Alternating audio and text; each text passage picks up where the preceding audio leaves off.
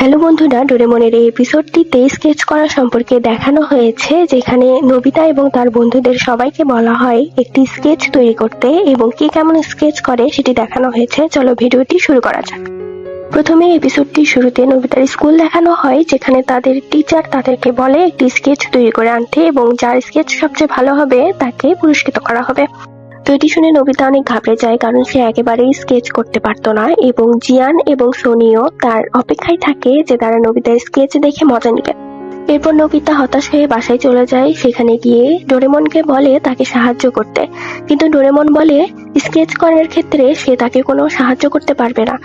তারপর নোবিতা এটি শুনে ডোরেমনের ওপর অনেক রেগে যায় এবং ডোরেমনকে বলে তার সাহায্য ছাড়াই সে স্কেচ করে দেখাবে। এবং তারপর নোবিতা তার একটি নোটবুক নিয়ে বাড়ি থেকে বের হয়ে যায় এবং রাস্তার আশেপাশে দেখতে থাকে যে কোন জিনিসটা তার জন্য সহজ হবে আঁকানোর জন্য। তারপর সে রাস্তায় একটি কুকুর দেখতে পায়,